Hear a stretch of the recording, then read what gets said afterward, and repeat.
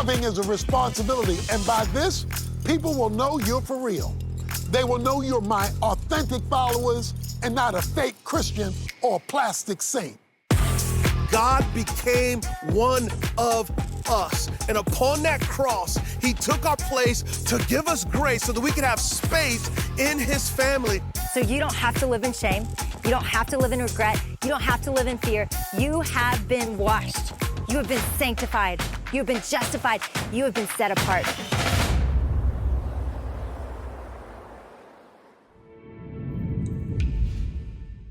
Well, hey, everyone. Thanks for joining us today. I'm Sean, the Director of Consulting here at the Unstuck Group, and I'm really glad you're here for this conversation.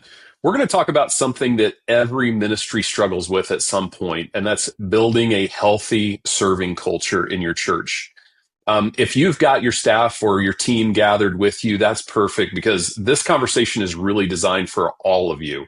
Whether you lead kids, worship ministry, groups ministry, production, whatever your role is, you'll walk away from this conversation today with some practical ideas that you can start using right away to strengthen your volunteer teams and to help you develop new leaders. Before we get into that content, though, let me welcome in my co-host today, Amy Anderson. Amy's been on the team here at the Unstuck Group since 2015. She currently serves as our managing director. And during her 10 years here at the Unstuck Group, she has personally been on the ground with around probably 200 churches at this point, right, Amy?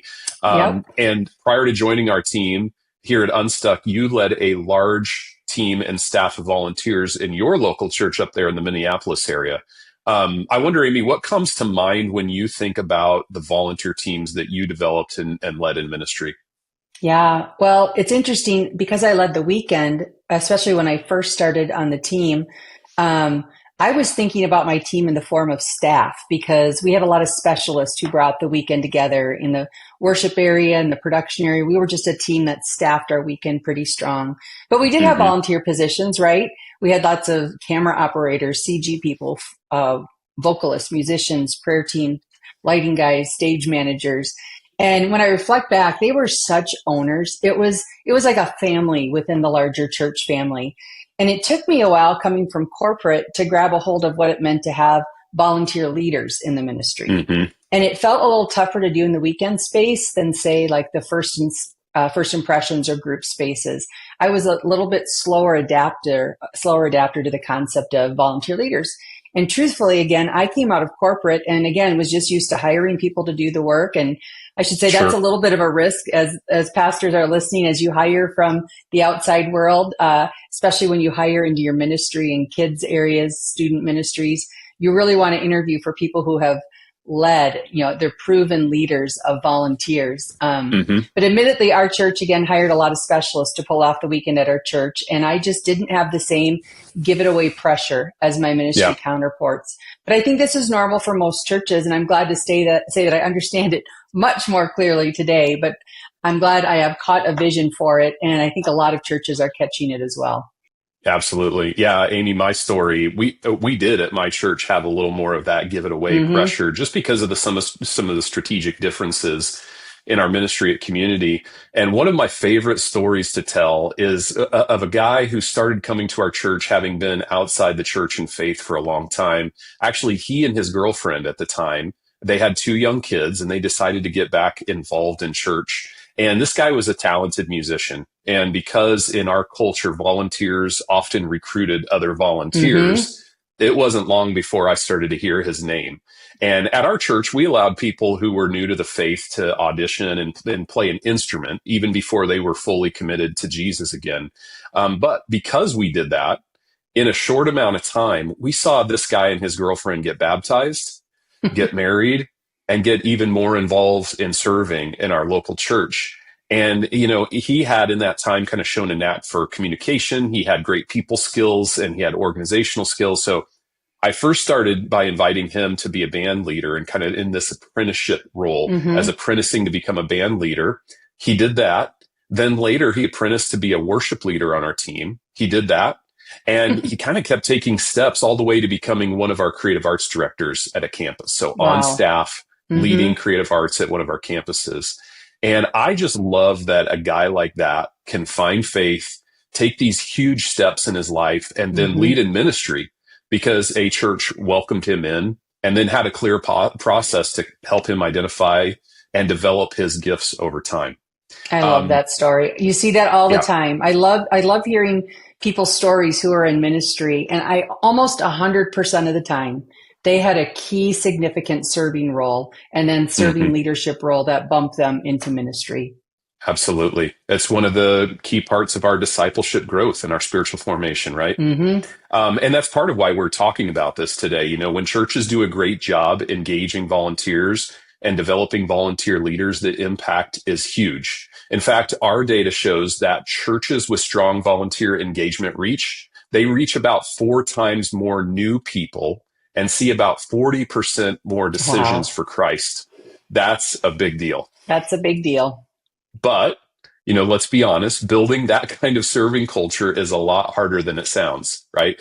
Most pastors want serving to be a part of spiritual formation, not just a way that we fill empty slots on the team. But when you're always running short on volunteers, it's really easy to default to like just get someone in there mode, right? So the real question is, how do we get out of the scarcity mindset and start creating a culture where people naturally step into the mission? Yeah, we'll get into solutions in a little bit, but the word mindset, I think, is important here. I said this in the podcast recently and maybe repeatedly, but the churches I'm working with on the ground, they keep repeating it back to me. So I think it bears repeating. We have to embed this mindset within our ministry leaders that a win is not about what we do, but what we give away. And this is especially true in the next gen areas, in the discipleship or next steps areas. 1 Corinthians is just clear that we need to see the fullness of the body engaged with us. That's right. So as we go through today's conversation, we want to help you make a decision. And that's this. After today's conversation, we want you to walk away feeling committed to not just recruit more volunteers to cover your immediate needs, but to truly begin to develop a serving culture in your church over the next 12 months. So we're going to structure our conversation today in 2 distinct ways. First, we're going to discuss how to attract more volunteers for your ministry teams. And then we're going to share some insights in how to engage more high capacity leaders and then keep them engaged in your ministry over time. So a few logistical details before we get into the content.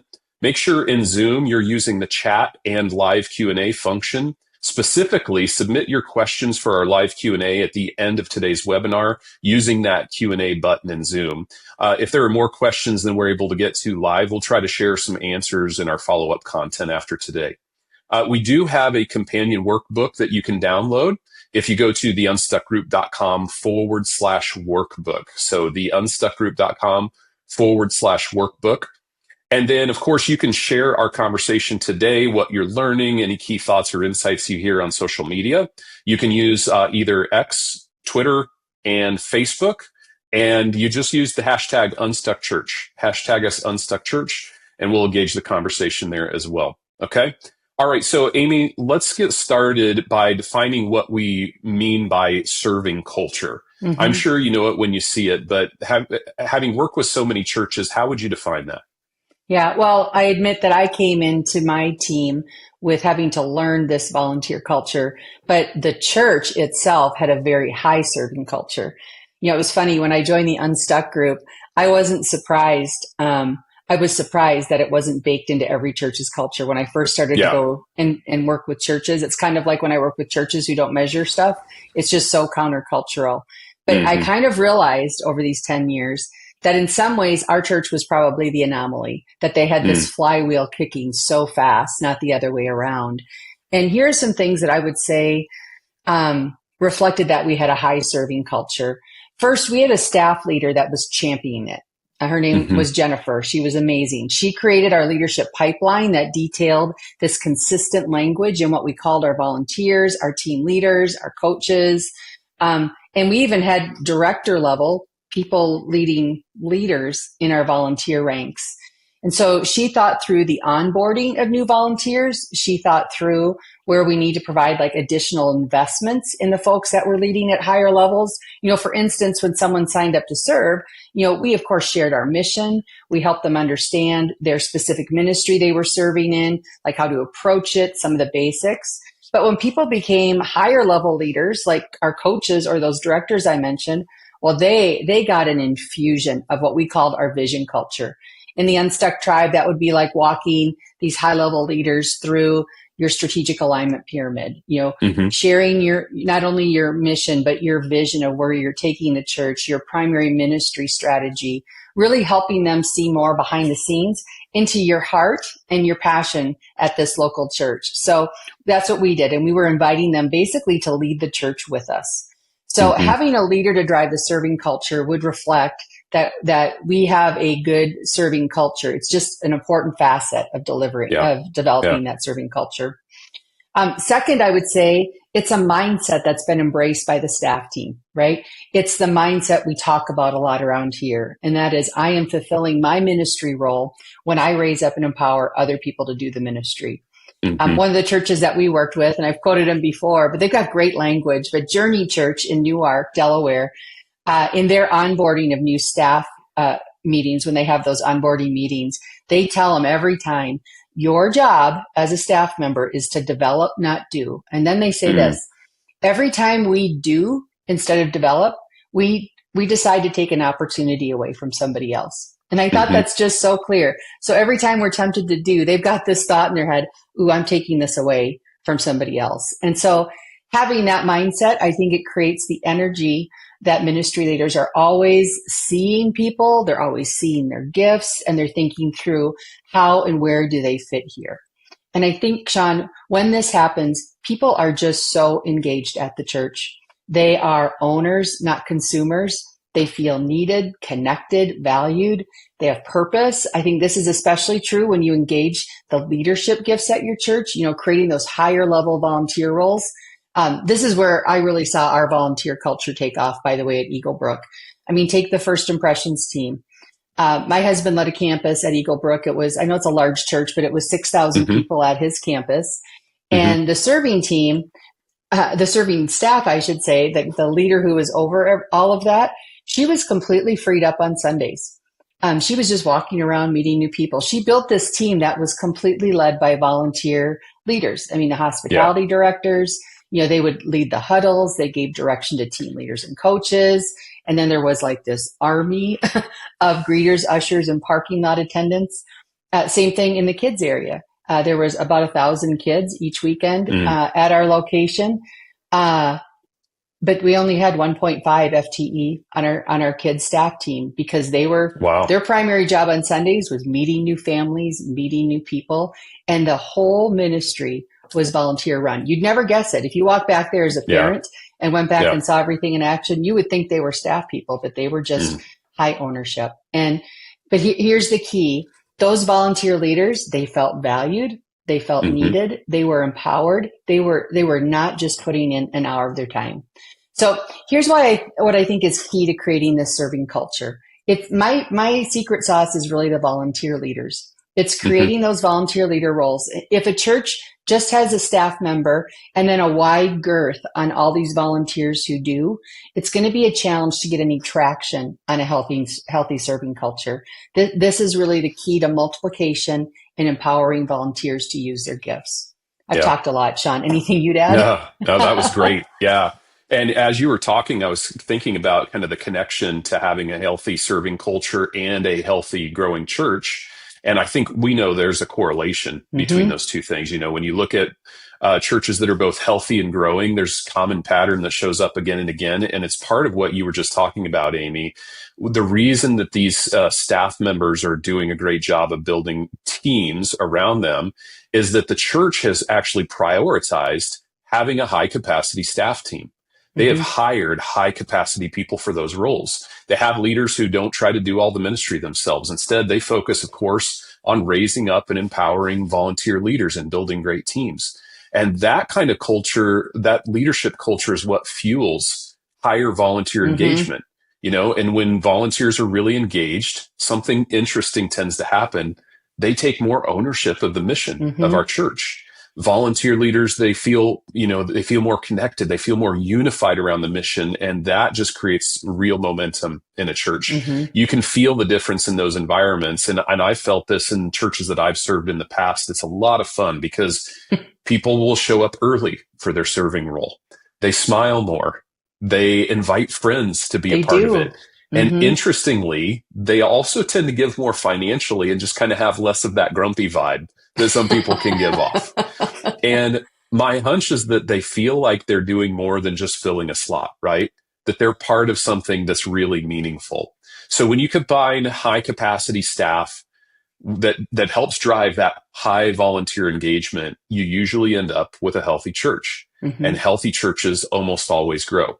So here's another layer to that. I was thinking about something that our founder, Tony Morgan, reflected on a couple of years ago in one of our conversations.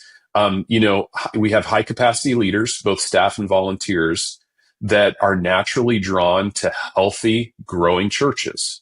It's like a flywheel effect. The more healthy your culture becomes, the more great people that you'll attract to that culture. And the more great people you attract, the healthier you get.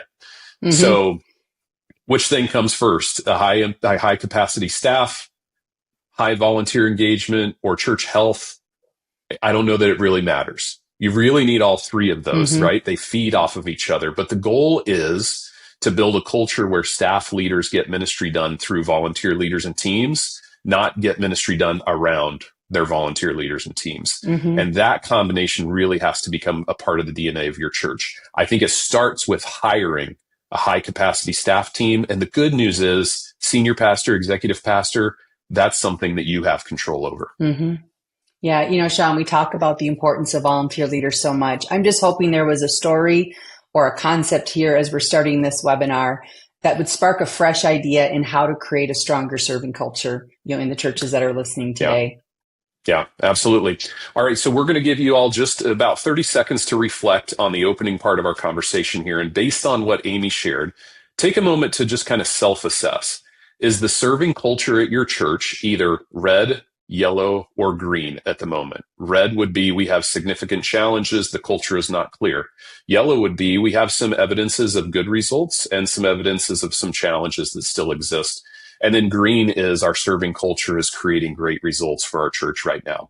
So we've left a space in your workbook for you to do that. And if you don't have your team with you today, we'd encourage you to just kind of do a self-assessment by ministry area as well. So about 30 seconds, we'll be back with our second part of today's conversation.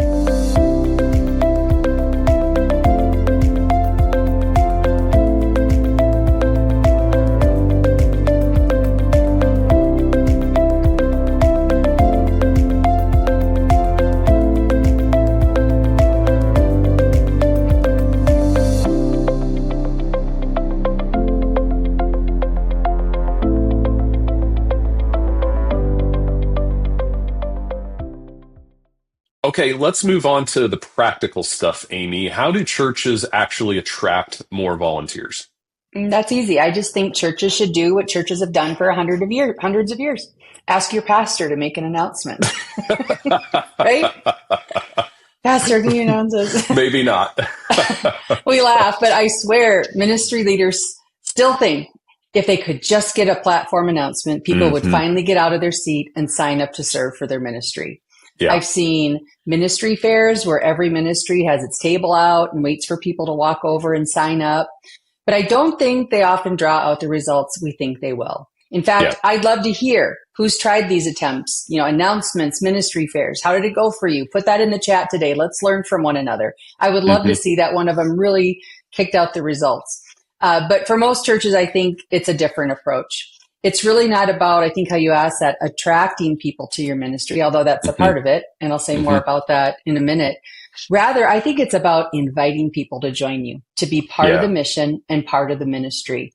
But even before that, you need to start with an assessment. So if this is a challenge we're trying to tackle, we always say, if we're going to go after this, planning follows an assessment. So Sean, where I'd like to start today is actually, what are the metrics and the math that ministry leaders need to look at as a part of an assessment for their serving culture? Can you walk through that? Yeah. All right. So let's get a little nerdy here on the metrics side. So for those of you who like numbers, you're going to really enjoy this part of the webinar. First, you need to know your current attendee to staff ratio. It's a simple equation, but it's going to tell you a lot.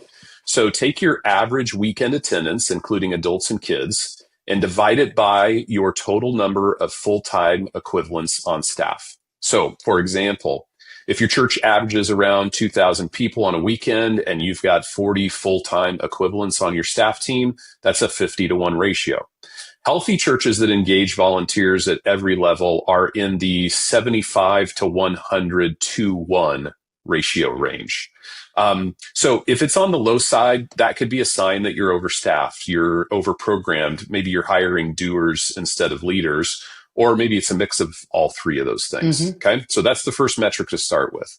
Second, know your volunteer numbers. Specifically, make sure that you know what percentage of people are volunteering. And when I say people, I mean adults and students. We kind of subtract kids from this number because they're not signing up to serve yet. So know what percentage are volunteering and then in what ministries and roles. Can I jump in, Sean? Yes. I was just working with a church on this, and I get it. Sometimes we've got people serving in multiple areas.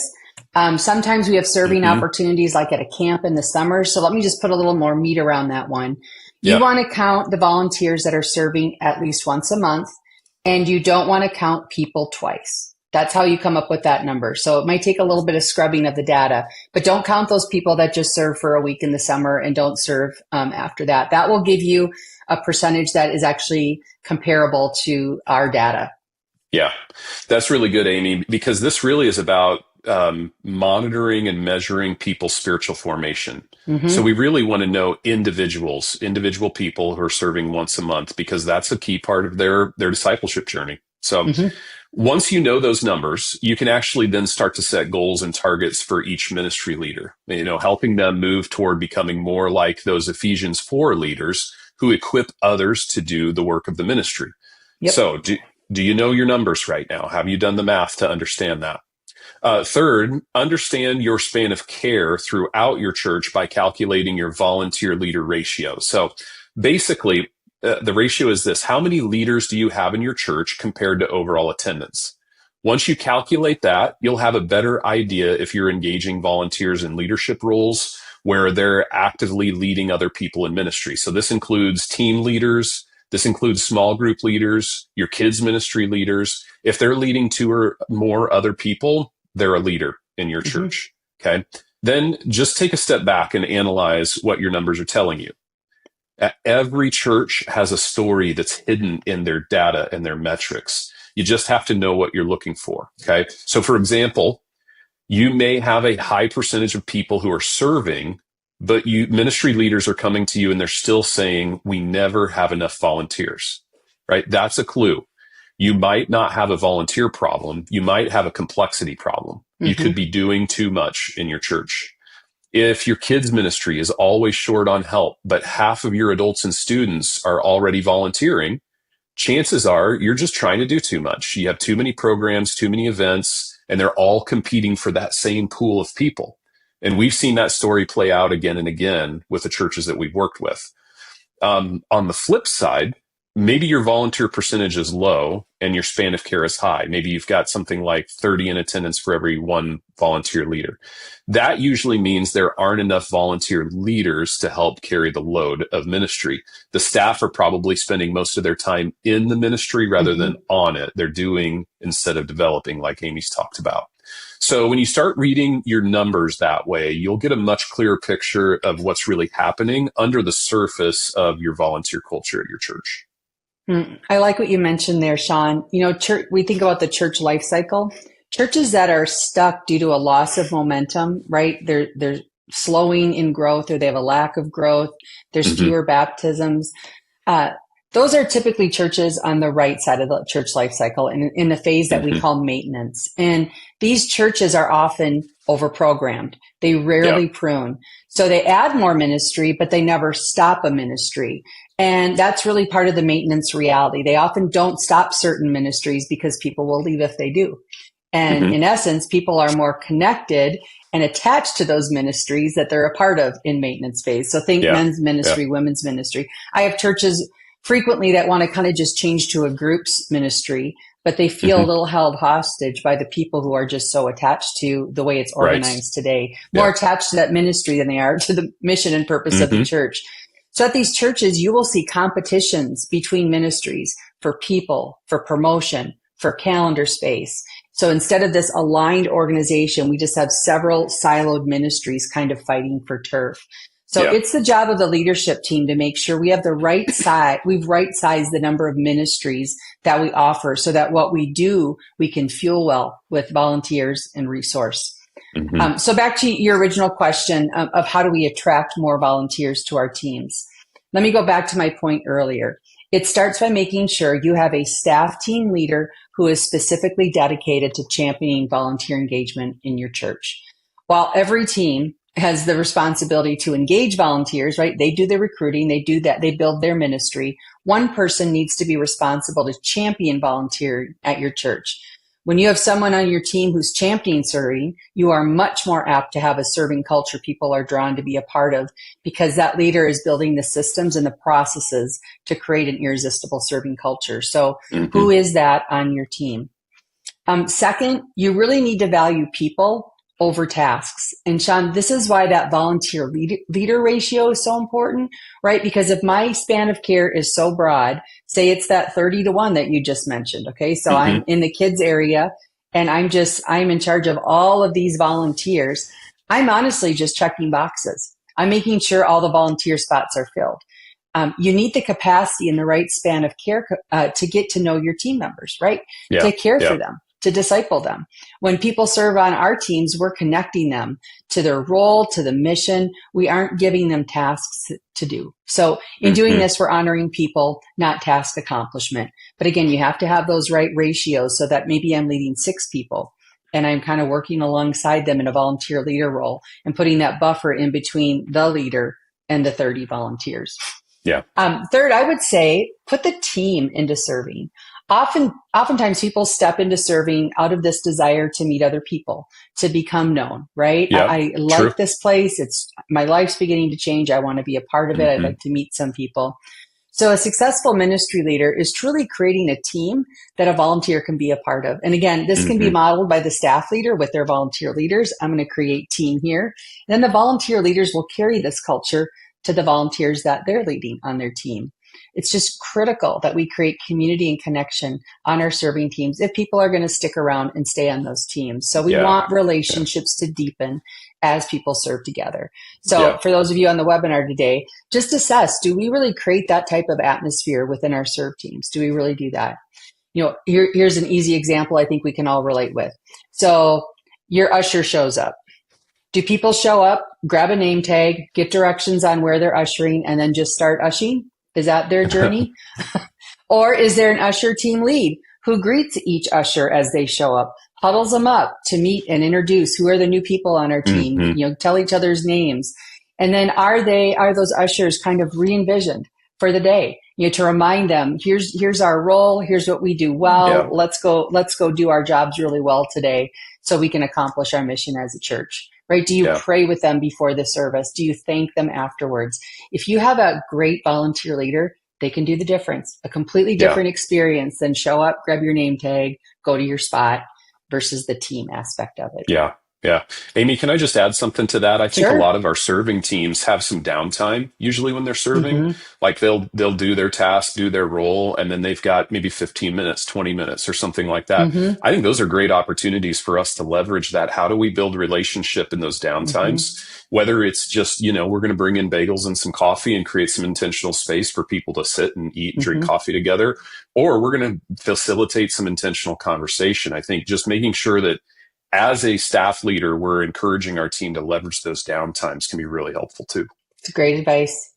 I think my third part on this question would just be recruit relationally instead of relying on promotions and announcements. So of course you can get support from the platform, you know, through messages on serving and spiritual gifts, through teaching on what it means to be a disciple of Jesus, through vision series, through faith stories, like someone who shares their spiritual journey and how serving was a part of that. Those are all good things. Every church should do those things. But don't think that an announcement, which I was making fun of earlier, is going to move the dial much. Instead, I think you need to think about approaching this relationally by inviting people to serve on your ministry team. And to do that, you need to start with a plan. So, Sean, I was with a church this past week that I've been working with for the past year and a half. They are a large, growing church basically out of space right now. And this subject of building a healthy, thriving serving culture is one of their top priorities. They've been working on it for a few months, but a top priority for 2026. So when I talk about planning for a great serving culture, let me share what they did. So last week we did this work of breaking down their organizational goals, some of those numbers you talked about in number of volunteers, number of volunteer leaders, or that leader ratio. We took that big organizational goal, those goals, and broke them down to each ministry leader on the team. In other words, we did that work that brings clarity to every ministry leader, what the win is for their area when it comes to engaging volunteers and volunteer leaders. So, for example, they have an organizational goal to see 55% of their average in-person student and adult attendance serve at least once a month. And it's a stretch target because they're currently at 46% right now, but they want to get up to that benchmark of 55%. So they also have an organizational goal to have an overall volunteer leader ratio of 5-to-1 for 2026. Oh, wow. They want to see one volunteer leader for every 5 people that attend, and it's currently 8-to-1. So they're already doing well, but to keep up with all the growth that's coming, they want to be a church that's giving it away.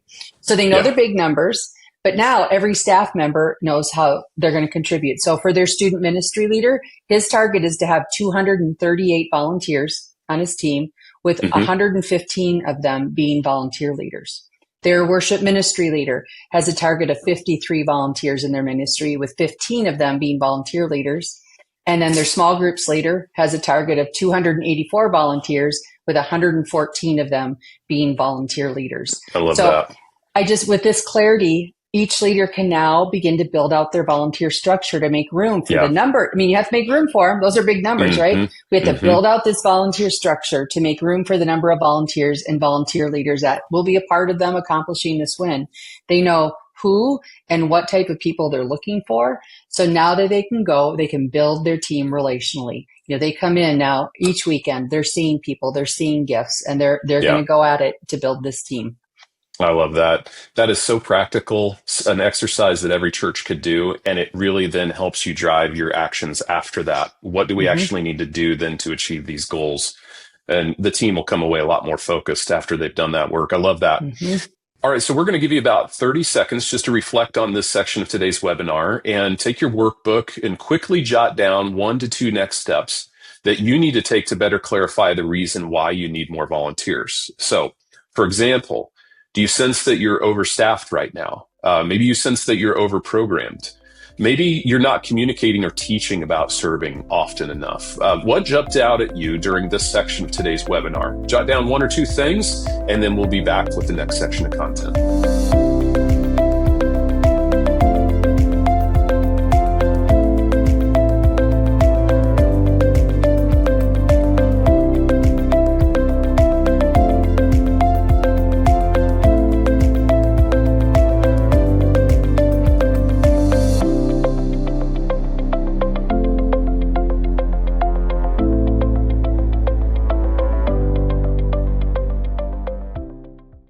Amy, so here's another thing that we've learned over the years. Churches with high volunteer engagement have about 3 times as many volunteer leaders engaged in their church. Their span of care for each leader is much smaller. And here's why churches need to be concerned about identifying and engaging more volunteer leaders, from my perspective. You know, we've seen this over and over again in the research and in real life. Churches with more volunteer leaders tend to be healthier across the board. It shows up in all kinds of discipleship metrics, you know, people growing in their faith, serving consistently, inviting their friends, giving generously, all the things that we want to see more of in the church. And honestly, if you told me I could only look at one metric to know the health of your church, it's this. I'd pick your volunteer leader ratio every time. That number tells the truth. It is like taking the blood pressure reading for your ministry. So why does having more volunteer leaders lead to greater health for the church? Well, you know, part of it is what we've already talked about. They're just more bought in. When they take ownership of the mission, everything changes. They don't just attend church, they really become the church. But there's another piece here that's, I think, pretty simple. We could never afford to hire enough people to do all the ministry that needs to be done. Even if you wanted to, your budget and finance department would probably pass out, right? We're non-for-profits. We're mission-driven organizations. Volunteers are literally the lifeblood of what we do. And here's the thing, Ephesians 4 reminds us that it's how it's supposed to work. Those of us who are on staff have this incredible privilege and responsibility, from my perspective, to equip God's people to do the work of ministry, not to do it for them, but to help people grow through it. Our founder, Tony Morgan, used to call this outsourcing other people's discipleship. When we hire people to do the doing, we're robbing other people of key opportunities for discipleship and growth. So if you ever catch yourself thinking, I just need more paid help, pause for a second. What you really might need is more equipped people, more volunteer leaders. And that's where I think the magic happens, and where the health of the church starts to spread, the health of your ministry starts to spread all throughout the church. So again, let's get really practical here, Amy. What do churches need to do to attract more volunteer leaders? Well, once again, this is done relationally, but I do think engaging leaders requires a slightly different approach. So here's some things that come to mind. First, when it comes to engaging leaders, you need to think about the conversation in the form of a challenge or a problem you're trying to solve. Like, let me give you a couple examples. We need a better process in kids ministry for new families. Like our check-in process, it's good, it's safe, it's secure, but I want a Disney process that's personal, where kids feel seen, families sense the excitement that they're here, parents sense our love for kids and their kids, and we can answer all their questions and put them at ease.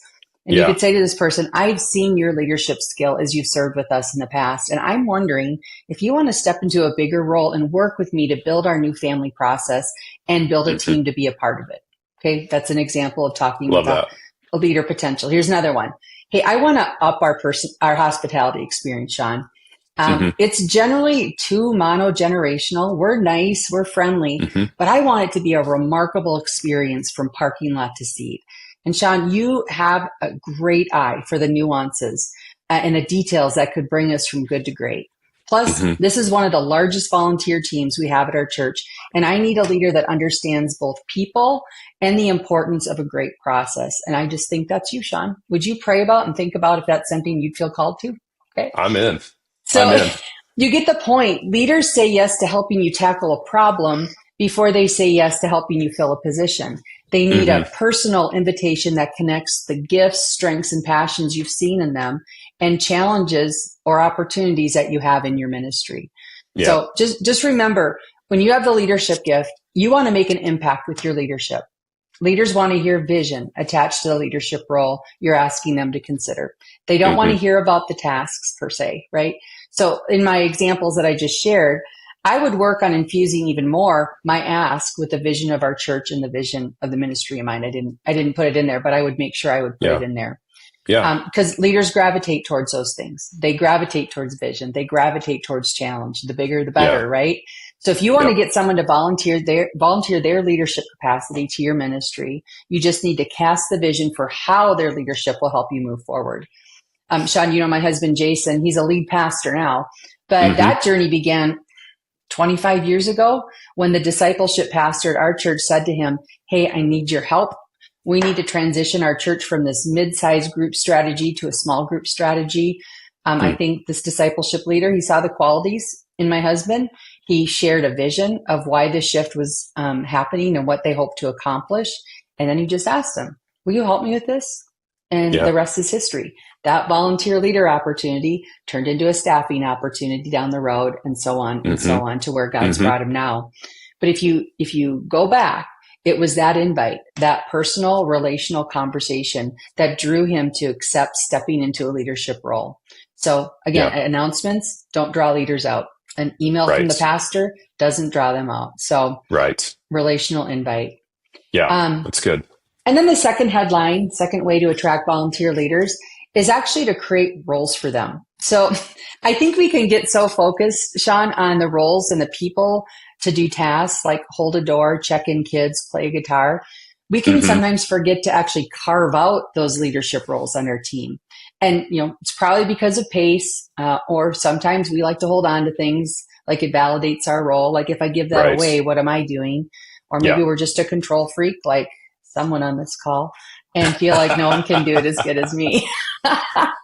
I go back to what you said a webinar or two ago, Sean. If we can find someone who can do it 70% as good as we can, we need to give it away, right? Yeah, so that's right. What if you actually just step back and really thought through what leadership roles could be a part of your ministry?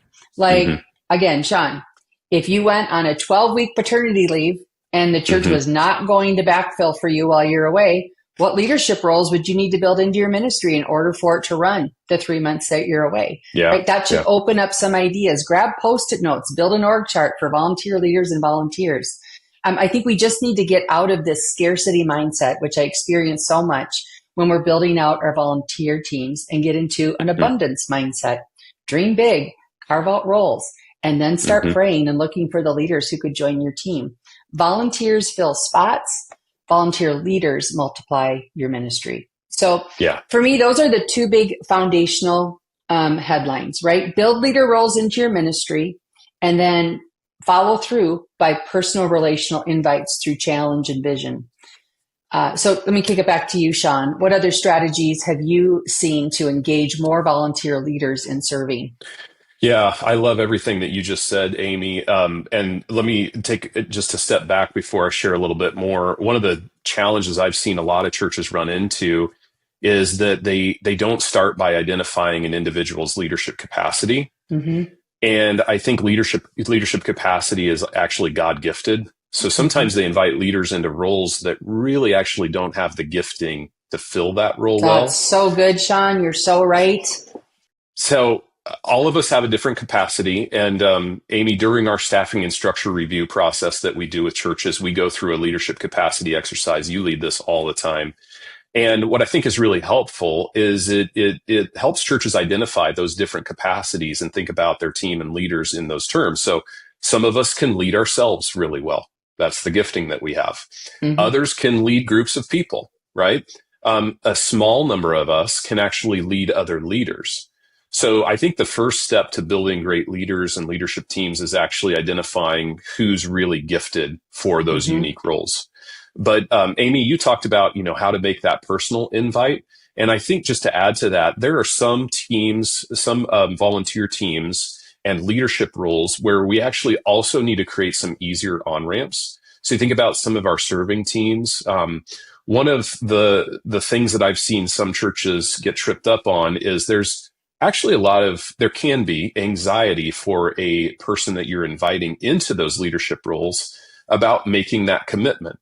Am I signing this leadership contract for the next 100 years? Do I sign this in blood? How committed am I to this?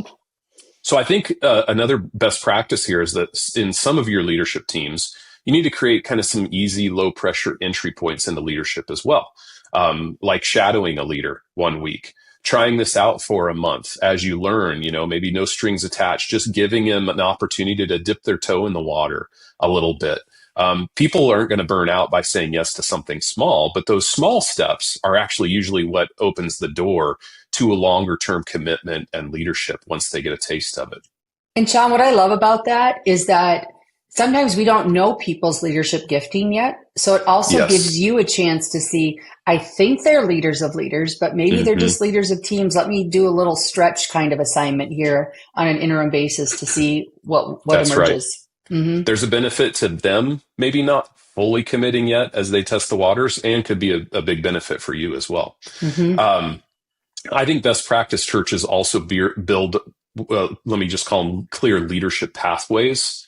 So most people don't step into leadership because they aren't interested. They don't step into it because they don't know how to. And churches that grow volunteer leaders on purpose do something that I've found really simple but extremely powerful. They define a few kind of clear steps, and they clarify the expectations of that. And they make a training process feel doable, almost obvious sometimes. So they practice the I do, you watch, we talk about it. I do, you help, we talk about it. You do, then I help, and then we talk about it. And then you do, I watch, we talk about it. 4 simple steps to developing someone for a leadership role that allow them to move into that role gradually over time at an appropriate pace so that it doesn't impact them negatively, our team negatively, and they have a clear path. And when somebody can see that path, I think they're far more likely to actually take it. I've also seen best practice churches intentionally make leadership asks based on skills and vision rather than need. And here, Amy, you've talked about this a little bit already, but here's what I mean. Instead of saying we really need more volunteer leaders in kids ministry, they say something a lot more personal, like, you're great with people. Would you consider leading a kids ministry group or our kids ministry group leaders together? Right. Or Right. I've noticed that you're really good at organization. We could use somebody like you helping behind the scenes, similar to what Jason was asked at one time. When the ask aligns with the person's strengths and giftings, it doesn't feel like a burden. It feels like I've got a purpose. And then, Amy, I might be saying something you've already said earlier, but just to double down on this, because I think it's so important. I think best practice churches celebrate more of what leaders give away than what they do. Everybody wants to experience a win. And when we clarify the win is actually developing people and equipping others for ministry, I think more people will actually do that. And this is something that you, pastor, senior pastor, executive pastor, you can actually control this. What we celebrate gets repeated. If you consistently celebrate people doing ministry, they'll want to do more ministry, right? But if you celebrate what people empowered others to do, they're going to do more of that. So tell stories, recognize people publicly, say thank you to people who give ministry away. For many years, Amy, I oversaw the weekend services in a large multi-site church. And you would think, and this was similar to your role, you would think that I would need to be there for most services every single weekend. But the real win for my role was when the team didn't need me on Sunday. That's right. They were trained and empowered to lead services without minute by minute oversight from their staff leader. And actually, I would get recognition. My direct report leader, our executive pastor, would say to me from time to time, "Hey, I noticed you weren't there. Good job." Yep. So that's the kind of win. If you can kind of work yourself out of a role, you'll always have a job. And again, that's why I like that Post-it note example. If you weren't going to be around for 3 months and this needed to be run by volunteers, what leadership roles would you create? That's a great picture of that. Love that. All right. So before we move on to live Q&A, we're going to give you about 30 more seconds to jot down a problem or two that you need help solving.